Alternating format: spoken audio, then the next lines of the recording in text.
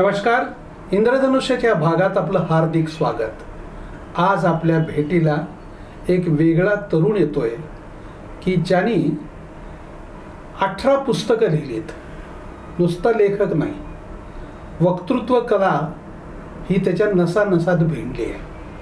250 पेक्षा अधिक स्पर्धेमध्ये पारितोषिक मिळवलेला हा प्राध्यापक आहे, डॉक्टरेट आहेत आणि आज आपल्या स्टुडिओमध्ये ते आलेत.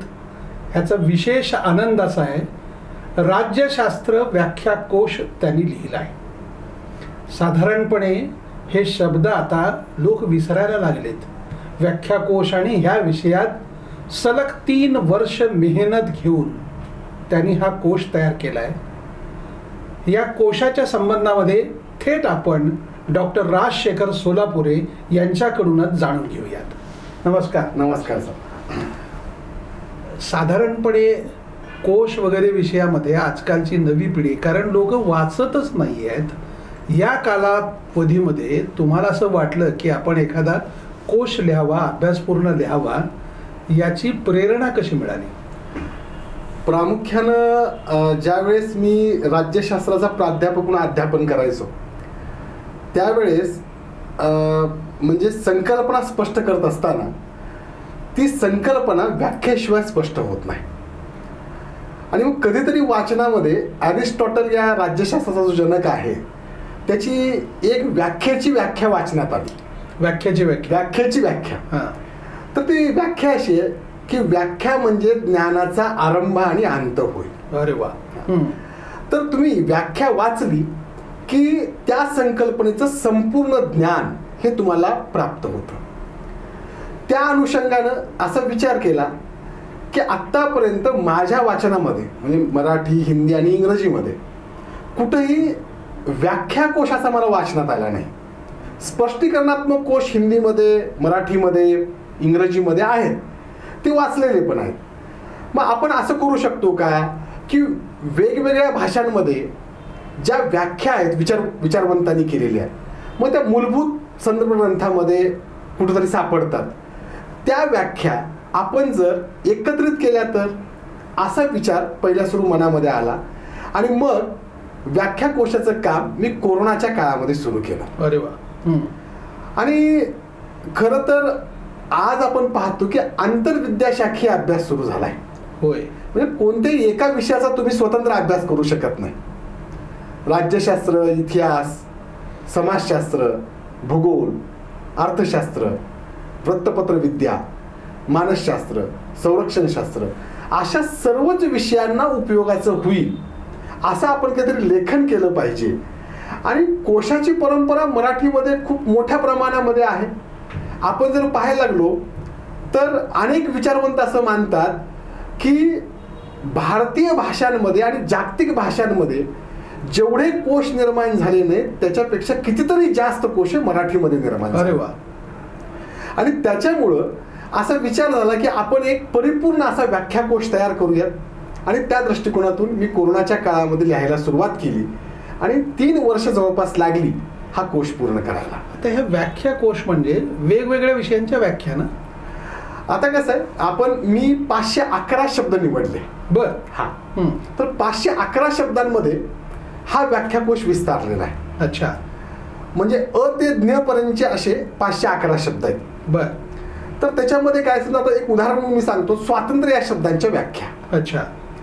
पण स्वातंत्र्य या शब्दाच्या समजा जगभरामध्ये अनेक व्याख्या असतील, पण त्याच्या प्रमाण, परिणामकारक आणि प्रभावी असलेल्याच व्याख्या निवडल्या गेल्या पाहिजेत याच्याकडे मी विशेष लक्ष दिलं. अच्छा.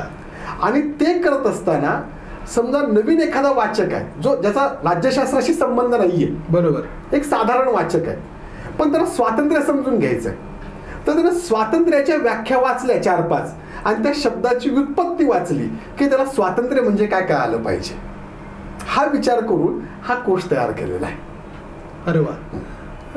मी जे म्हणालो ना की साधारणपणे लोक असं म्हणतात की आजकाल हल्लीची माणसं वाचत नाहीत आणि मग जनरल कथा, कादंबऱ्या, कविता ह्याला वाचायला वाचक मिळत नाही. तर व्याख्याकोशला वाचक मिळेल असं तुम्हाला कसं वाटलं? नाही, त्याचा एक बेसिक मुद्दा असा आहे सर की हा व्याख्याकोश फक्त प्राध्यापकांसाठी नाहीये.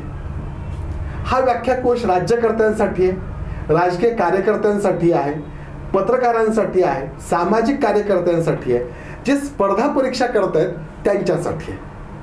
त्याच्यामुळे होईल काय की ज्यांना संकल्पना समजून घ्यायच्यात, आता तुम्हाला आश्चर्य वाटेल, प्रकाशन पूर्व नोंदणीमध्ये जवळपास 200 ते 250 नोंदणी झाली आमच्याकडे. अरे वा. आणि ते कोश डिस्पॅच झाले. आणि आमच्या अपेक्षा अशी आहे की 3 ते 4 महिन्यामध्ये पहिली आवृत्ती संपेल. वा. आणि लोक वाचत नाहीत असं आपण म्हणतो, पण मागे पुण्याला एक पुस्तक महोत्सव झाला, होय, त्याच्यामध्ये कोट्यवधीची पुस्तकं विकली गेली.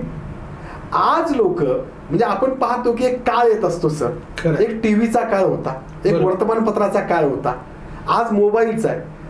पण लोकांना हे कळून चुकलेलं आहे की जर खरं ज्ञान अर्जित करायचं असेल तर पुस्तकाकडे वापस जावं लागेल. आणि त्या दृष्टिकोनातून आता लोक मोठ्या प्रमाणामध्ये पुस्तक विकत घेत आहेत. आणि पुस्तकाचा एक सगळ्यात मोठा भाग कोणता आहे तर छापील पुस्तक तुम्ही कधीही कपाटामधून काढून त्याचा रेफरन्स देऊ शकता, संदर्भ देऊ शकता. तुमच्या मोबाईलमध्ये लाखो पुस्तकं असतील पण ती ऐन वेळेस तुम्हाला सापडत नाहीत. खरं आहे.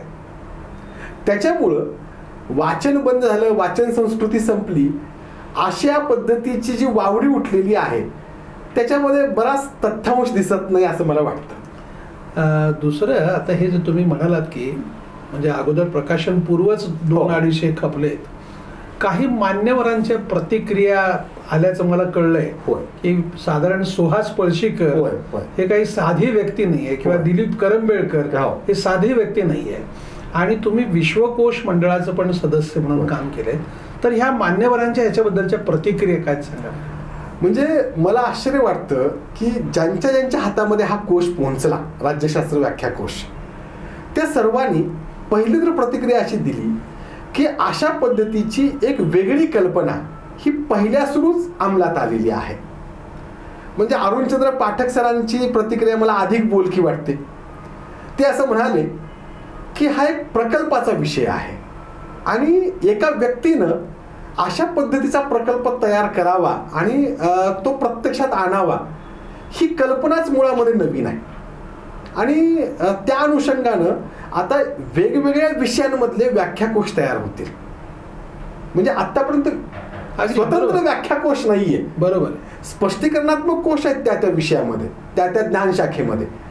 म्हणजे या स्वरूपामध्ये म्हणजे आता पळशीकर सरांनी सगळ्यात अगोदर राज्यशास्त्र कोश काढला होता, राजेंद्र होरा आणि सुहास पळशीकर सरांनी, आणि तो स्पष्टीकरणात्मक कोश होता.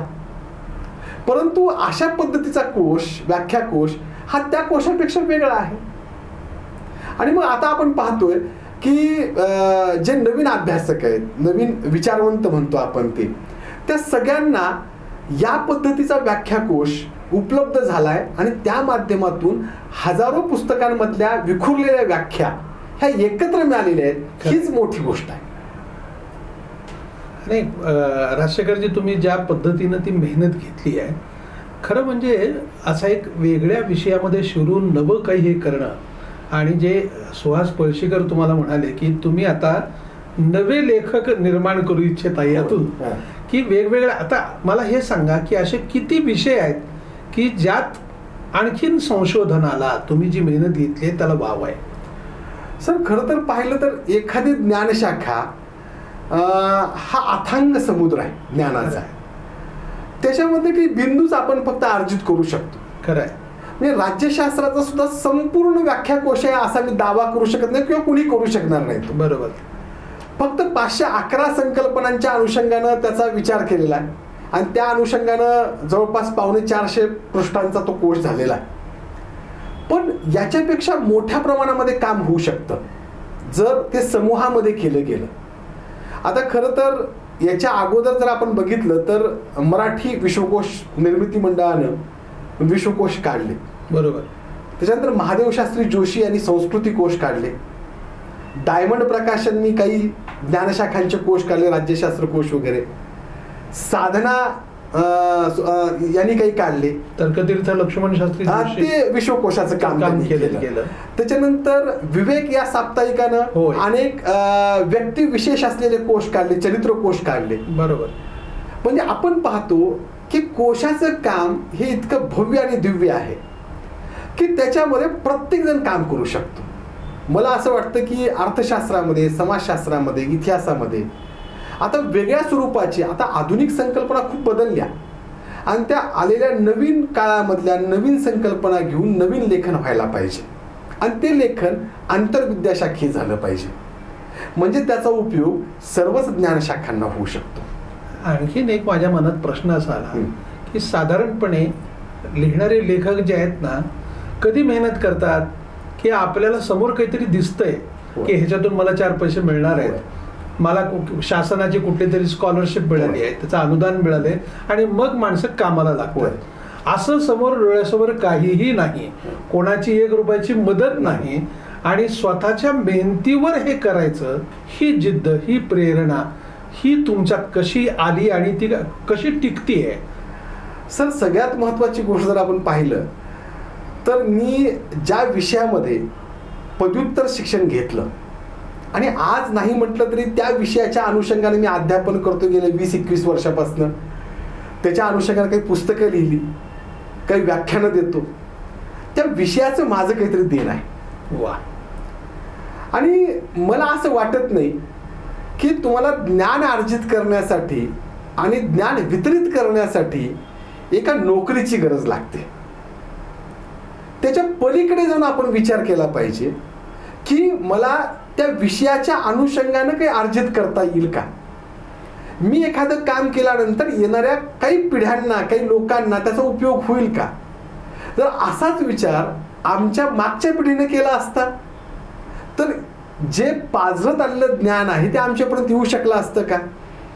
म्हणजे V.K. राजवाडेंचं आपण उदाहरण देतो, एवढा मोठा माणूस, इतिहासाचार्य, अहो पायपीट करत मराठ्यांच्या इतिहासाची साधनं त्या माणसानं गोळा केली आणि इतिहास लेखन केलं.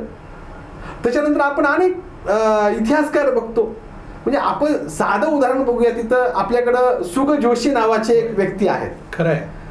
हो, कुठं शिक्षक नाहीत, कुठं प्राध्यापक नाहीत, हा माणूस अविरतपणे ज्ञानसाधना करतोय. का करतो? त्याचं कारण असं आहे, आज वयाच्या म्हणजे 80-85 मध्ये सुद्धा दररोज ठरलेल्या स्वरूपामध्ये मूलभूत ऐतिहासिक साधनं वाचल्याशिवाय हा माणूस स्वस्थ बसत नाही.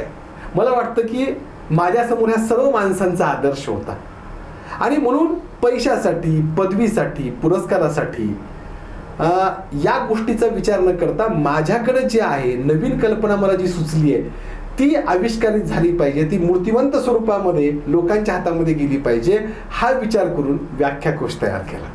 धन्यवाद, आपण वेळ दिलात, मनापासून आभार. धन्यवाद. दर्शक हो, आजही डॉक्टर राजशेखर सोलापुरे सारखी माणसं आहेत जी ध्येयानं पछाडलेली आहेत आणि नवनिर्मितीचा ध्यास घेऊन सतत काहीतरी नवं वाचकांना देण्यासाठी धडपडत आहेत. हा व्याख्याकोश आपण नक्की विकत घ्या, संदर्भ ग्रंथ म्हणून आपल्या सोबत ठेवा. धन्यवाद. आपल्याला हा जर व्हिडिओ आवडला असेल तर तो लाईक करा, फॉरवर्ड करा व सबस्क्राईब करा.